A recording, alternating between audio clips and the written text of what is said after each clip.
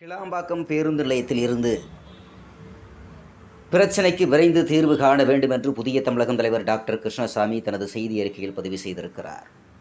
கிளாம்பாக்கம் பேருந்து நிலையம் சென்னை பெருநகரின் போக்குவரத்து நெரிசலை குறைக்க ஏறக்குறைய 100 ஏக்கர் பரப்பளவில் சென்னை புறநகரில் உள்ள கிளாம்பாக்கம் என்ற பகுதியில் அண்மையில் தமிழக அரசால் திறந்து வைக்கப்பட்டிருக்கிறது. அதைத் தொடர்ந்து கோயம்பேட்டில் இருந்து இயங்கி வந்த அனைத்து அரசு பேருந்துகள் மற்றும் தனியார் ஆம்னி பேருந்துகளும் கிளாம்பாக்கத்தில் இருந்து புறப்படும் என்று அறிவிக்கப்பட்டிருந்தது. பரந்துபட்ட சென்னையின் பல பகுதியிலிருந்து பயணிகள் கிளாம்பாக்கத்தை சென்றடைவதற்கும் தமிழகத்தின் பல்வேறு பகுதியிலிருந்து இரவு பகல் என்று பாராது அப்பேருந்து நிலையத்தை அடையும் பயணிகள் சென்னையில் தங்களுடைய இருப்பிடங்களுக்கு செல்ல ஏதுவாக போதிய நகர பேருந்துகள் இயக்கப்படும் என்ற அறிவிப்பு இருந்தும் ஆனால் 40 நாட்கள் பிறகும் போதிய அளவு இணைப்பு பேருந்து வசதிகள் ஏற்பாடு செய்து தரப்படவில்லை என்ற குற்றச்சாட்டுகள் பெரிதும் இருக்கிறது. மேலும் அப்பேருந்து நிலையத்தில் இன்னும் கழிப்பிட வசதிகள் மற்றும் அரசு மற்றும் ஆம்னி பேருந்துகளை நிறுத்துவதற்கு உண்டான இடவசதிகளும் இல்லை என்ற புகார்களும் எழுந்த வண்ணம் இருப்பதோடு மட்டுமன்றி அண்மை காலமாக பயணிகளை சாலை மறியலில் ஈடுபடக்கூடிய போக்குகளும் உருவாகி வருகிறது. இந்த அதிருப்தி சம்பவங்களை தொடர்ந்து அதிகரித்து வருவது நல்லது அல்ல. தொழில், வணிகம், வேலைவாய்ப்புகள் மற்றும் குடும்ப நிகழ்வுகள் ஆகியவற்றை முன்னிட்டு லட்சக்கணக்கான மக்கள் தமிழகத்தின் பல்வேறு பகுதியில் இருந்து சென்னை வந்து செல்லுகிறார்கள். அனைவராலும் முன்பதிவு செய்து ரயில் மற்றும் பேருந்துகளில் பயணம் செய்ய இயலாது. அது எல்லோராலும் சாத்தியமானதும் அல்ல. குடும்பமாக பயணிக்க குழந்தைகளோடு இரவு நேரங்களில் கிளாம்பாக்கம் பேருந்து நிலையம் வருபவர்கள் தொலைதூர மாவட்டங்களுக்கு செல்ல முடியாமல் பல மணி நேரங்கள் காத்து கிடப்பது அவலத்திலும் இருக்கிறது. 2 நாள் அல்லது ஓரிரு வாரம் அல்ல சொன்னால் பரவாயில்லை. ஆனால் பேருந்து நிலையம் திறந்து ஏறக்குறைய 40 நாள் ஆகியும் இந்த பிரச்சனைக்கு தீர்வு காணாதது ஏற்புடையதல்ல. போதிய இணைப்பு மற்றும் தொலைதூர பேருந்துகள் இயக்கப்படாததால் மக்கள் மத்தியில் பெரும் அதிருப்தியும் அதிகரித்து வருகிறது.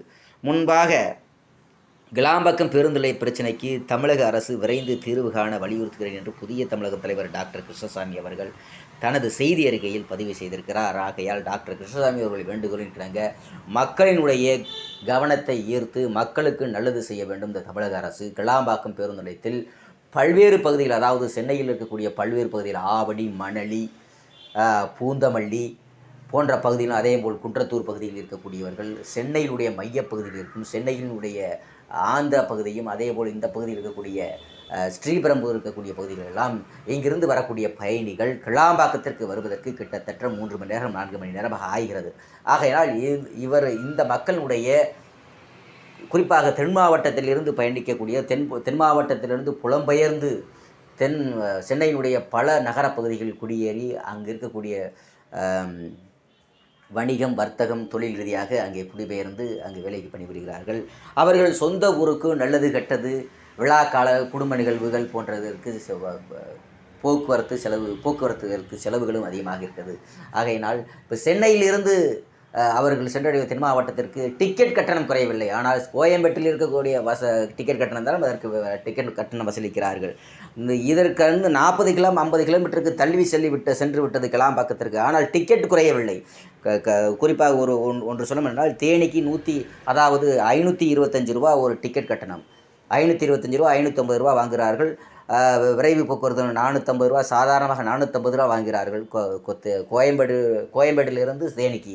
ஆனால் கிளாம்பாக்கத்திற்கும் அதே டிக்கெட் தானே வாங்குகிறார்கள். ஆனால் கோயம்பேடுக்கும் கிளாம்பாக்கத்திற்கும் உள்ள 50 கிலோமீட்டர் வந்து கம்மி பண்ணியிருக்காங்க. கம்மி பண்ணியிருந்தாலும் கூட அந்த கிலோமீட்டர் வந்து குறைக்காமல், டிக்கெட் கட்டணம் குறைக்காமல் அதே டிக்கெட்டை பதிவு செய்கிறாங்க மக்கள் மத்தியில். அப்போ 550 ரூபா கோயம்பேட்டிலேருந்து தேனிக்கு போகணும்னா 550 ரூபான்னா கிளாம்பாக்கத்துலேருந்து போகிற வருஷம் 500 ரூபா தான் போடணும், இல்லை 475 ரூபா போடணும்.